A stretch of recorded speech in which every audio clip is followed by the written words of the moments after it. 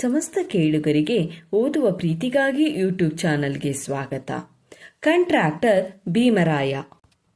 ಮತ್ತಾರು ತಿಂಗಳು ಹುರುಳಿ ಹೋದವು. ಕೆರೆಯ ಕೆಲಸ ಮುಗಿಯುತ್ತಾ ಬಂತು. ಭೀಮರಾಯರು ಲೆಕ್ಕ ತಪಾಸಣೆಗಾಗಿ ಕೋಡಿಹಳ್ಳಿಗೆ ಬಂದು ತಮ್ಮ ಶೆಡುಕನ ಮನೆಯಲ್ಲಿ ಮೊಕ್ಕಾಂ ಮಾಡಿದರು. ಅಂದು ಹಗಲೆಲ್ಲ ಲೆಕ್ಕ ಪತ್ರಗಳ ತನಿಖೆಯಾಯಿತು. ಸುಬ್ಬಣ್ಣನವರು ರಾತ್ರಿ ಬಹಳ ಹೊತ್ತಾದುದರಿಂದ ಅಲ್ಲಿಯೇ ನಿಲ್ಲಬೇಕಾಯಿತು. ಬೇಸಿಗೆ ಕಾಲವಾದ್ದರಿಂದ ಭೀಮರಾಯರು ಮನೆಯಿಂದ ಹೊರಕ್ಕೆ ಅಂಗಳದಲ್ಲಿ ಮಂಚವನ್ನು ಹಾಕಿಸಿಕೊಂಡು ಅದರ ಮೇಲೆ ಲೇಪು ದಿಂಬುಗಳನ್ನು ಹಾಸಿ ಸೊಳ್ಳೆ ಪರದೆ ಕಟ್ಟಿಕೊಂಡು ಮಲಗಿದರು. ಹಾಲಿನಂತೆ ಬೆಳ್ಳಗೆ ಬೆಳದಿಂಗಳು ಹರಡಿತ್ತು. ಸುಬ್ಬಣ್ಣನವರು ಅಲ್ಲಿಂದ ಸ್ವಲ್ಪ ದೂರದಲ್ಲಿದ್ದ ಸಾಹುಕಾರರ ಜಗುಲಿಯ ಮೇಲೆ ತಮ್ಮ ಜವಾನ ಹಾಸಿದ್ದ ಹಾಸಿಗೆಯ ಮೇಲೆ ಮಲಗಿದರು. ಕಂಟ್ರಾಕ್ಟರರ ಸಾರಥಿ ಕುದುರೆ ಮತ್ತು ಸಾರೋಟಿನೊಂದಿಗೆ ಊರ ಮುಂದಿನ ಚಾವಡಿಯ ಮೇಲೆ ತನ್ನ ಮಾಮೂಲಿನಂತೆ ವಸತಿ ಮಾಡಿದ್ದ. ಟಿಪ್ಪುವು ಶಾನುಭೋಗರ ಬೀದಿಯ ಕೊನೆಯಲ್ಲಿದ್ದ ಗ್ರಾಮ ದೇವತೆಯ ದೇವಸ್ಥಾನದ ಜಗಲಿಯ ಕೆಳಗೆ ಕುದುರೆ ಕಟ್ಟಿ ಹಾಕಿ ಮೇವು ಹಾಕಿ ಅದರ ಸಮೀಪದಲ್ಲಿಯೇ ಜಗಲಿಯ ಮೇಲೆ ಮಲಗಿದ್ದ. ಒಳ್ಳೆಯ ಹುರಿ ಬೇಸಿಗೆ ಸೆಕೆಯಿಂದ ನಿದ್ದೆ ಬರದೆ ಅವನು ಹೊರಳಾಡುತ್ತಿದ್ದ. ಗಂಟೆ ಹತ್ತಾಯಿತು. ಊರಿನಲ್ಲಿ ಎಲ್ಲರೂ ಮಲಗಿದ್ದರು. ಎಲ್ಲೆಡೆಯೂ ನಿಶಬ್ದ. ಟಿಪ್ಪು ಎಷ್ಟೇ ಪ್ರಯತ್ನಿಸಿದರೂ ನಿದ್ದೆ ಹತ್ತುವಂತೆ ಕಾಣಲಿಲ್ಲ. ಆ ದಿವ್ಯವಾದ ಬೆಳದಿಂಗಳಿನಲ್ಲಿ, ಆ ಭವ್ಯವಾದ ನೀರವತೆಯಲ್ಲಿ ಅವನಿಗೆ ಏನೋ ಒಂದು ಬಗೆಯ ಖುಷಿಯ ಲಹರಿ ಉಂಟಾಯಿತು. ಅವನು ತನ್ನನ್ನು ತಾನೇ ಮರೆತ. ಅವನಿಗೆ ಗೊತ್ತಿಲ್ಲದಂತೆಯೇ ಸಂಗೀತವು ಹೃದಯದ ಆಳದಿಂದ ಹೊರಹೊಮ್ಮಿತು. ಅವನೇನು ಸಂಗೀತಗಾರನಲ್ಲ, ಸಾಹಿತ್ಯಗಾರನೂ ಅಲ್ಲ, ವಿದ್ಯೆಯ ಗಂಧವೂ ಕೂಡ ಅವನಿಗೆ ಗೊತ್ತಿರಲಿಲ್ಲ. ಆದರೆ ಮಾನವ ಸಹಜವಾದ ಭಾವನಾ ತರಂಗಗಳು ತಮಗೆ ತಾವೇ ಹುಕ್ಕಿ ಬಂದವು. ಆಗಿನ ಪ್ರಕೃತಿ ರಮ್ಯತೆ ಅವನ ಭಾವನೆಗಳಿಗೆ ಪುಟಕೊಟ್ಟಿತು. ಆ ಭಾವನೆಗಳು ಭಾಷೆಗೆ ಹೆಡೆಕೊಟ್ಟವು. ಹಾಡಬೇಕೆನಿಸಿತು. ಅವನಿಗೆ ಬರುತ್ತಿದ್ದದ್ದು ತನ್ನ ದಣಿ ಹೇಳಿಕೊಟ್ಟಿದ್ದ ಲಾವಣಿಯೊಂದೇ. ಬೇಡಿದವರಿಗೆ ಬೇಡಿದ್ದು ಕೊಡುತ್ತಾನೆ ಕಾಂಟ್ರಾಕ್ಟುದಾರ, ಬಾಳ ಪುಣ್ಯವಂತ ನಮ್ಮ ಭೀಮರಾವ ಬಹದ್ದೂರ್.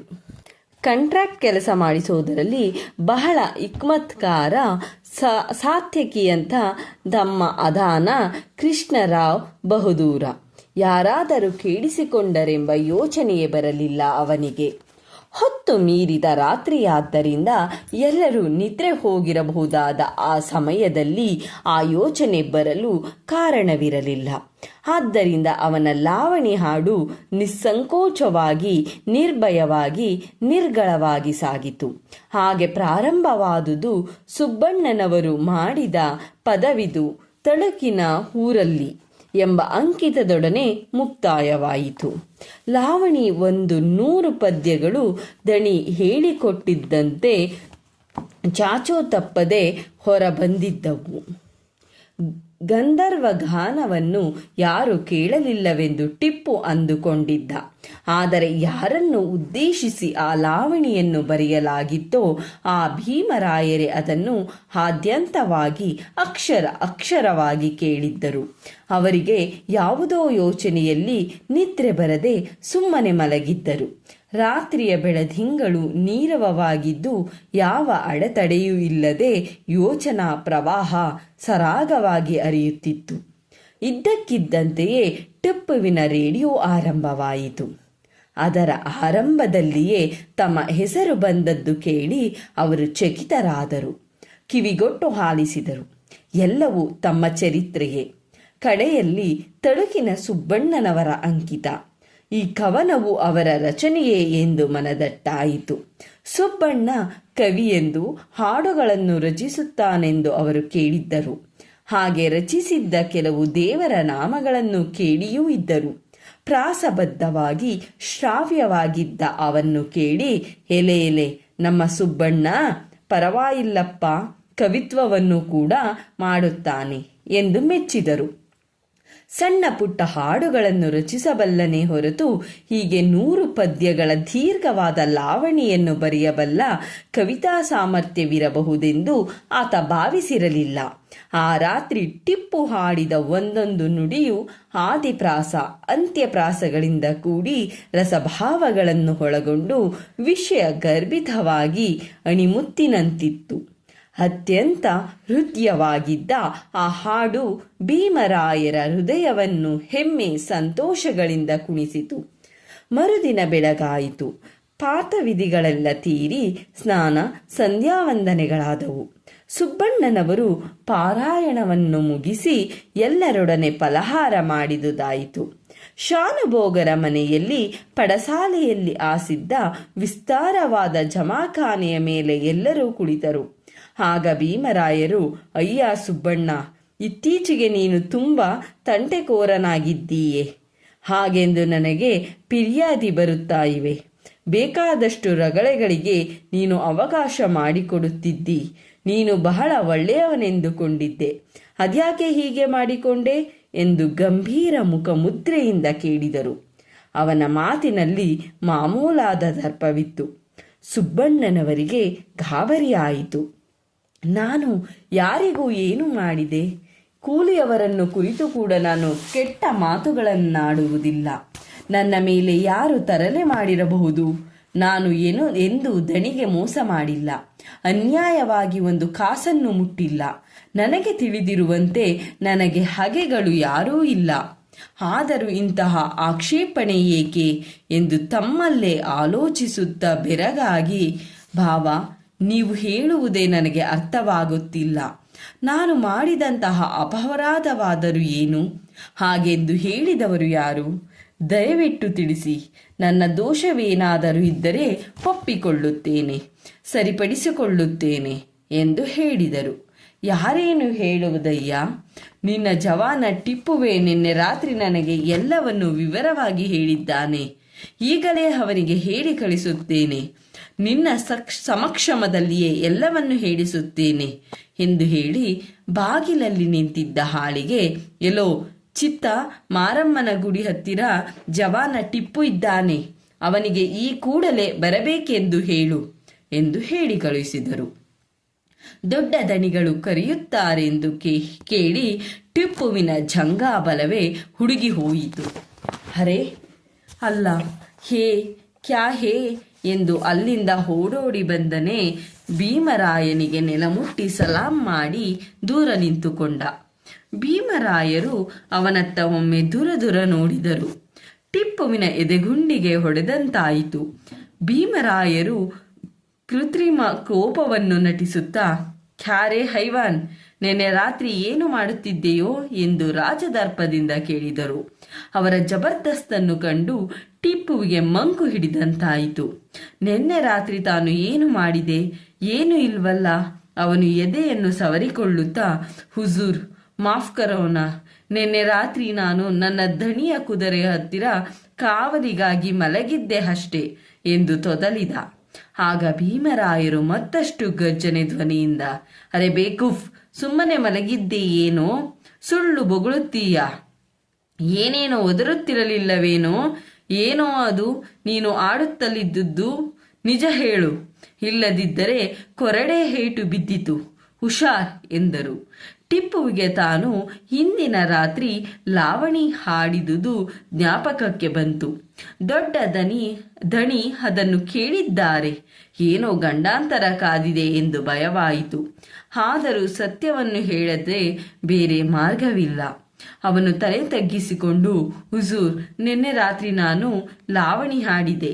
ನನ್ನ ದಣಿ ಅದನ್ನು ನನಗೆ ಕಲಿಸಿದರು. ಅದರ ಹೊರತು ಬೇರೆ ಏನನ್ನೂ ಹೇಳಲಿಲ್ಲ.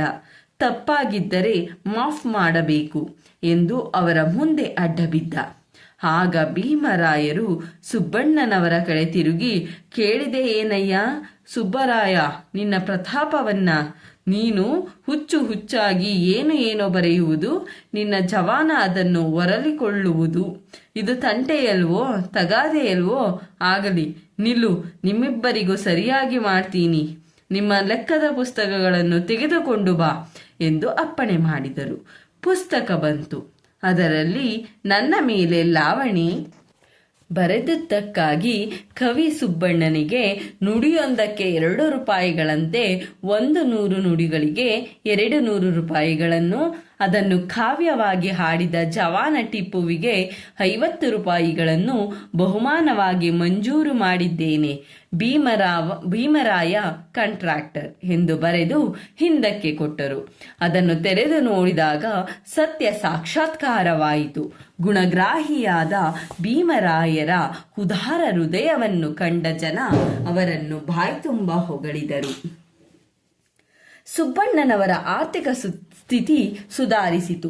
ಭೀಮರಾಯರು ಕೊಟ್ಟ 200 ರೂಪಾಯಿಗಳಿಂದ 20 ಎಕರೆ ತರಿ ಜಮೀನನ್ನು ಕೊಂಡುಕೊಂಡರು.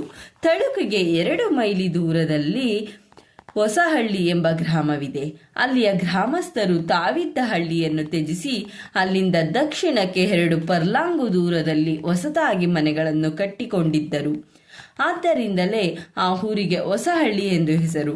ಗ್ರಾಮ ಹೊಸದಾಗಿ ನಿರ್ಮಾಣವಾದರೂ ಗ್ರಾಮ ರಕ್ಷಕನಾದ ಆಂಜನೇಯ ಹಾಳೂರಿನ ಪಕ್ಕದಲ್ಲಿರುವ ತನ್ನ ಹಳೆಯ ಮಂದಿರದಲ್ಲೇ ನೆಲೆಸಿದ್ದಾನೆ. ಆ ದೇವಸ್ಥಾನದ ಸುತ್ತಲೂ ಹಾಳೂರನ್ನೊಳಗೊಂಡ 4 ಎಕರೆ ಖುಷ್ಕಿ ಜಮೀನಿದೆ. ಅದಕ್ಕೊಂದು ಬಾವಿ ಉಂಟು. ಅದರ ಪಕ್ಕದಲ್ಲಿಯೇ ಸುಮಾರು 14 ಎಕರೆ ವಿಸ್ತೀರ್ಣವುಳ್ಳ ತರಿ ಜಮೀನಿದೆ. ಅದರ ಪಕ್ಕದಲ್ಲಿಯೇ ಮತ್ತೊಂದು 10 ಎಕರೆ ಜಮೀನಿದೆ. ಆದಷ್ಟು ಸರ್ಕಾರಿ ಹರಾಜಿನಲ್ಲಿ 200 ರೂಪಾಯಿಗಳಿಗೆ ದೊರೆಯಿತು. ಸುಬ್ಬಣ್ಣನವರಿಗೆ ಈ ನೀರಾವರಿಗಳಲ್ಲದೆ ಹೊಸಹಳ್ಳಿ ಗ್ರಾಮಕ್ಕೆ ಪಶ್ಚಿಮ ದಿಕ್ಕಿನಲ್ಲಿ ಸುಮಾರು 100 ಎಕರೆ ಜಮೀನು ಅತ್ಯಂತ ಸುಲಭ ಬೆಲೆಗೆ ಕೈ ಸೇರಿತು. ದಂಡಿಯಾಗಿ ಜಮೀನಿನ ಆಸ್ತಿ ಮಾಡಿಕೊಳ್ಳಬೇಕೆಂಬ ಅವರ ಬಹುದಿನಗಳ ಆಸೆ ಈಡೇರಿದಂತಾಯಿತು. ಕೋಡಿಹಳ್ಳಿಯ ಕಾಮಗಾರಿ ಕೆಲಸ ಮುಗಿಯುತ್ತಾ ಬಂತು. ಇನ್ನು ಗುಮಾಸ್ತನ ಅಗತ್ಯವಿಲ್ಲ ಎನ್ನುವಂತಾಯಿತು. ಆ ವೇಳೆಗೆ ಸರಿಯಾಗಿ ಭೀಮರಾಯರು ತಳುಕು ಹೋಬಳಿಯ ಸುಮಾರು 25 ಸೇಂದಿ ಅಂಗಡಿಗಳನ್ನು ಕಾಂಟ್ರಾಕ್ಟ್ ಹಿಡಿದರು. ಅವುಗಳಿಂದ ಪ್ರತಿ ತಿಂಗಳು ಸುಮಾರು 150ರಿಂದ 200 ರೂಪಾಯಿಗಳವರೆಗೆ ವರಮಾನ ಬರುತ್ತಿತ್ತು. ಕೆರೆಯ ಕಾಮಗಾರಿ ಮುಗಿದರೆ ಸುಬ್ಬಣ್ಣನವರಿಗೆ ಬೇರೊಂದು ಉದ್ಯೋಗ ಸಿಕ್ಕಿದಂತಾಗಲಿ ಎಂಬ ಸದುದ್ದೇಶದಿಂದಲೇ ಈ ಕಾಂಟ್ರಾಕ್ಟ್ ಅನ್ನು ಅವರು ಹಿಡಿದಿದ್ದರು. ಕೆರೆಯ ಕೆಲಸ ಮುಗಿಯುತ್ತಲೇ ಅವರು ಸುಬ್ಬಣ್ಣನವರನ್ನು ತಿಂಗಳಿಗೆ 50 ರು ಸಂಬಳದ ಮೇಲೆ ಠಾಣೆ ಕಾಂಟ್ರಾಕ್ಟ್ ಗುಮಾಸ್ತೆ ಆಗಿ ನೇಮಿಸಿಕೊಂಡರು. ಇದರ ಜೊತೆಗೆ ಕುದುರೆಗಾಗಿ ಕೊಡುತ್ತಿದ್ದ 10 ರೂಪಾಯಿ ಮಾಶಾಸನ ಇದ್ದೇ ಇತ್ತು. ಒಟ್ಟು ಕಾಂಟ್ರಾಕ್ಟ್ ಭೀಮರಾಯರದು. ಒಂದೊಂದು ಅಂಗಡಿಯನ್ನು ಒಬ್ಬೊಬ್ಬ ಈಡಿಗರವನಿಗೆ ವಹಿಸಿಕೊಟ್ಟು ಆ ಅಂಗಡಿಯ ಬಾಬತ್ತು ಸರ್ಕಾರಕ್ಕೆ ಸಲ್ಲಬೇಕಾದ ಕಂದಾಯ, ಮರ ತೆರಿಗೆ, ಕಾಂಟ್ರಾಕ್ಟರ್ ಲಾಭಾಂಶ ಇವುಗಳನ್ನು ಛಾಪಾ ಕಾಗದದ ಮೇಲೆ ಬರೆಸಿಕೊಳ್ಳಲಾಗಿತ್ತು. ಪ್ರತಿ ತಿಂಗಳು ಅಂಗಡಿಯವನಿಂದ ಹಣವನ್ನು ವಸೂಲಿ ಮಾಡಿ ಸರ್ಕಾರದ ಕಂದಾಯವನ್ನು ಸಕಾಲದಲ್ಲಿ ಖಜಾನೆಗೆ ಕಟ್ಟಿ ಕಾಂಟ್ರಾಕ್ಟರ್ ಪಾಲಿನ ಹಣವನ್ನು ಅವರಿಗೆ ಸಲ್ಲಿಸುವ ಜವಾಬ್ದಾರಿ ಸುಬ್ಬಣ್ಣನವರದಾಗಿತ್ತು. ಹೊಸ ಪದ್ಧತಿಯಿಂದ ಸುಬ್ಬಣ್ಣನವರಿಗೆ ಹೆಚ್ಚು ಅನುಕೂಲವಾಯಿತು. ಹಣವನ್ನು ವಸೂಲಿ ಮಾಡುವುದು ಜವಾನನ ಜವಾಬ್ದಾರಿಯಾಗಿತ್ತು. ಅಂಗಡಿಯವರು ತುಂಬ ಪ್ರಾಮಾಣಿಕರಾಗಿದ್ದರು. ತಾವು ಕಟ್ಟಬೇಕಾದ ಹಣವನ್ನು ಅನೇಕ ವೇಳೆ ತಾವೇ ತಂದೊಪ್ಪಿಸುತ್ತಿದ್ದರು. ಇದರಿಂದ ಸುಬ್ಬಣ್ಣನವರಿಗೆ ಸಾಕಷ್ಟು ಕಾಲಾವಕಾಶ ದೊರೆಯುವಂತಾಯಿತು. ಹಾಗಿಂದಾಗೆ ಜಮೀನುಗಳಿಗೆ ಹೋಗಿ ನೋಡಿಕೊಂಡು ಬರಲು, ಛಾಪಾಕಾಗದ ವಿಕ್ರಮ ಅರ್ಜಿಗಳ ಬರವಣಿಗೆ, ಇವುಗಳ ಜೊತೆಗೆ ನಾಟಕಗಳ ರಚನೆ, ಕವಿತೆಗಳ ರಚನೆ ವಿರಾಮವಾಗಿ ಮಾಡಲು ಅನುಕೂಲವಾಯಿತು. ಸುಬ್ಬಣ್ಣನವರ ಆರ್ಥಿಕ ಪರಿಸ್ಥಿತಿ ತುಂಬ ಸುಧಾರಿಸಿತು. ಸುಬ್ಬಣ್ಣನವರ ತಮ್ಮ ಶ್ರೀನಿವಾಸರಾಯ 12 ರೂಪಾಯಿ ಪರೀಕ್ಷೆ ಮೆಟ್ರಿಕ್ಯುಲೇಷನ್ನಲ್ಲಿ ತೇರ್ಗಡೆಯಾಗಿ ಮುಂದೆ ಕಾಲೇಜಿಗೆ ಸೇರಬೇಕು. ಏಕೋ ಆತನಿಗೆ ಬೆಂಗಳೂರು, ಮೈಸೂರು ಇಡಿಸಲಿಲ್ಲ. ಮದ್ರಾಸಿನಲ್ಲಿ ಓದಲು ಅಪೇಕ್ಷಿಸಿದ. ಎಲ್ಲಿಯೇ ಆದರೂ ಓದುವುದು ಒಂದೇ. ಬೆಂಗಳೂರು ಮದ್ರಾಸಿಗಿಂತ ಹತ್ತಿರ, ಖರ್ಚು ಕಡಿಮೆ. ಆದರೆ ತಮ್ಮ ಮದ್ರಾಸಿನಲ್ಲಿ ಓದಬೇಕೆಂದು ಬಯಸುತ್ತಿದ್ದಾನೆ.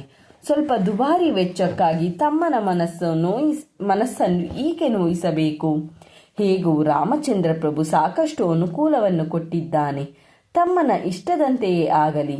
ಅವನು ಮದ್ರಾಸಿನ ಕಾಲೇಜಿನಲ್ಲಿ ಓದುತ್ತಾನೆಂದರೆ ಎಷ್ಟು ಗೌರವ ಎಂದು ಯೋಚಿಸಿದರು. ಸುಬ್ಬಣ್ಣ, ತಾಯಿ ಹನುಮಕ್ಕಮ್ಮ, ಹೆಂಡತಿ ಲಕ್ಷ್ಮೀದೇವಮ್ಮ ಯಾವಾಗಲೂ ತಮ್ಮನ ಪರವಾಗಿಯೇ ಇದ್ದರು. ಸರಿ, ಶ್ರೀನಿವಾಸ ಮದ್ರಾಸಿನ ಕಾಲೇಜಿಗೆ ಸೇರಿ ಕಾಲೇಜಿನ ವಿದ್ಯಾರ್ಥಿ ನಿಲಯದಲ್ಲಿ ಊಟಕ್ಕೆ ಏರ್ಪಾಟಾಯಿತು. ಆತನ ಖರ್ಚು ತಿಂಗಳಿಗೆ 25ರಿಂದ 30 ರೂಗಳು. ಅದನ್ನು ಸುಬ್ಬಣ್ಣನವರು ಸಂತೋಷದಿಂದ ಭರಿಸುತ್ತಿದ್ದರು. ಇನ್ನೊಬ್ಬ ತಮ್ಮ ಸಣ್ಣ ಸುಬ್ಬಣ್ಣ ವಿದ್ಯಾಭ್ಯಾಸದಲ್ಲಿ ಮುಂದುವರಿಯಲಿಲ್ಲ. 5 ರೂಪಾಯಿ ಪರೀಕ್ಷೆಗೆ ಕಟ್ಟಿದನಾದರೂ ಆ ತರಗತಿಯಿಂದ ಉತ್ತೀರ್ಣನಾಗಲು ಆ ತರಗತಿಯಾಗಲಿ ಒಪ್ಪಲಿಲ್ಲ. ಅವನನ್ನು ಮುಂದೆ ಓದಿಸಬೇಕೆಂಬ ಸುಬ್ಬಣ್ಣನವರ ಆಸೆ ಈಡೇರಲಿಲ್ಲ. ಸ್ವಂತ ತಮ್ಮನನ್ನು ಓದಿಸಿ ಮುಂದಕ್ಕೆ ತಂದ. ಚಿಕ್ಕಪ್ಪನ ಮಗನನ್ನು ಉಪೇಕ್ಷೆ ಮಾಡಿದ ಎಂಬ ಅಪವಾದ ಅಪಕೀರ್ತಿಗಳಿಗೆ ಗುರಿಯಾಗಬಾರದೆಂದು ಆತನ ಮಾಡಿದ ಪ್ರಯತ್ನವೆಲ್ಲ ನಿಷ್ಫಲವಾಯಿತು. ಅವನ ಅದೃಷ್ಟ ಅಷ್ಟೇ ಸರಿಯೆಂದು ಸಮಾಧಾನ ಪಟ್ಟಿಕೊಳ್ಳಬೇಕಾಯಿತು. ಆತನಿಗೆ ಗುಮಾಸ್ತ ಕೆಲಸದ ವಹಿವಾಟನ್ನು, ಲೆಕ್ಕಪತ್ರಗಳ ರೀತಿ ನೀತಿಗಳನ್ನು ಕಲಿಸಿಕೊಟ್ಟರು. ತನ್ನ ಕಾಲ ಮೇಲೆ ತಾನು ನಿಲ್ಲುವಂತಾಗಲಿ ಎಂಬುದು ಸುಬ್ಬಣ್ಣನವರ ಉದ್ದೇಶವಾಗಿತ್ತು. ಶ್ರೀನಿವಾಸನೊಡನೆ ಸಣ್ಣ ಸುಬ್ಬಣ್ಣನು ಪ್ರಾಯಕ್ಕೆ ಬರುತ್ತಿದ್ದ.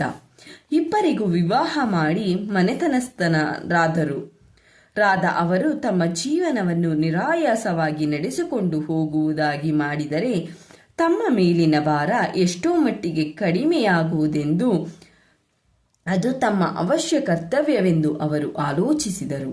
ಅದಕ್ಕೆ ಅನುಕೂಲ ಸಮಯಕ್ಕಾಗಿ ಕಾಯುತ್ತಿದ್ದರು. ರಾಯದುರ್ಗದ ಈಡಿಗರ ಗಂಗಪ್ಪ ಬಹುದೊಡ್ಡ ಟಾಡಿ ಕಾಂಟ್ರಾಕ್ಟರ್.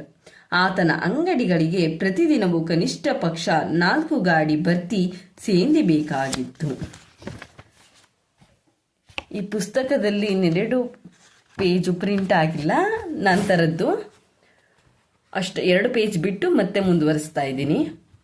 ಸ್ವಲ್ಪ ಕಾಲದಲ್ಲಿಯೇ ಅವರ ಅಣ್ಣನ ಹೆಂಡತಿ ಮಹಾಲಕ್ಷ್ಮಮ್ಮ ಕಾಲವಾದರು. ಆ ಕುಟುಂಬದ ಏಳಿಗೆಗೆಲ್ಲ ಆಕೆಯ ಅದೃಷ್ಟವೇ ಕಾರಣವೆಂದು ಭೀಮರಾಯರು ನಂಬಿದ್ದರು. ಆಕೆಯಾದರೂ ಲೌಕಿಕವೇನು ತಿಳಿಯದ ಮಂಕು ಮನುಷ್ಯಳು. ಮನೆಯಲ್ಲಿ ಆಕೆ ಯಾವ ಕೆಲಸ ಮಾಡುತ್ತಿರಲಿಲ್ಲ, ಯಾರ ಗೊಡವೆಗೂ ಹೋಗುತ್ತಿರಲಿಲ್ಲ. ಸ್ಪಷ್ಟವಾಗಿ ಒಂದು ಕಡೆ ಕುಳಿತು ಬಿಡುತ್ತಿದ್ದಳು. ಅಡಿಗೆಯಾದ ಮೇಲೆ ಎದ್ದು ಸ್ನಾನ ಮಾಡಿ ಮಡಿಯಟ್ಟು ಕುಂಕುಮವಿಟ್ಟು ದೇವರಿಗೆ 1-2 ನಮಸ್ಕಾರ ಹಾಕಿ ಊಟ ಮಾಡಿ ಮೇಲಕ್ಕೆದ್ದರೆ ತೀರಿತು. ತನ್ನ ಪಾಡಿಗೆ ತಾನು ಸ್ವಸ್ಥವಾಗಿ ಕುಳಿತು ಬಿಡುತ್ತಿದ್ದಳು. ಆಕೆ ಏನು ಮಾಡುತ್ತಿದ್ದಳೋ ಆ ದೇವರಿಗೆ ಗೊತ್ತು. ಮನೆಯಲ್ಲಿದ್ದ ಎಲ್ಲರಿಗೂ ಆಕೆಯಲ್ಲಿ ಉಪೇಕ್ಷೆ. ಎಲ್ಲರೂ ಮೂದೇವಿ ಎಂದು ಹಳಿಯುತ್ತಿದ್ದರು. ಆದರೆ ಭೀಮರಾಯರಿಗೆ ಮಾತ್ರ ಆಕೆಯಲ್ಲಿ ಅಪಾರವಾದ ಗೌರವ, ಪೂಜ್ಯ ಭಾವನೆ. ಮಿಕ್ಕವರೆಲ್ಲರಿಗೂ ಕಾಣದ ಒಂದು ವೈಶಿಷ್ಟ್ಯ ಆಕೆಯಲ್ಲಿ ಕಾಣುತ್ತಿತ್ತು ಆತನಿಗೆ. ಅದನ್ನು ಆತ ಯಾರ ಮುಂದೆಯೂ ಆಡುತ್ತಿರಲಿಲ್ಲ. ಆಕೆ ನಿಜವಾಗಿಯೂ ಮೂದೇವಿಯು, ಮಾದೇವಿಯು, ದೇವನೊಬ್ಬನೇ ಬಲ್ಲ. ಆಕೆಯು ಕಾಲವಾಗುತ್ತಲೇ ಭೀಮರಾಯರು ಆಕೆಯನ್ನು ಹಿಂಬಾಲಿಸಿದರು. ಶೂನ್ಯದಿಂದ ಮೂಡಿಬಂದ ವಿಶ್ವ ಮತ್ತೆ ಶೂನ್ಯದಲ್ಲಿಯೇ ಅಡಗಿ ಹೋಗುವಂತೆ ಯಾರೂ ಅರಿಯದ ಭೀಮರಾಯ ಲೋಕೋತ್ತರ ಖ್ಯಾತನಾಗಿ ಮತ್ತೆ ಮರೆವೆಯ ಮಹಾಸಾಗರದಲ್ಲಿ ಲೀನವಾದ. ಧನ್ಯವಾದಗಳು.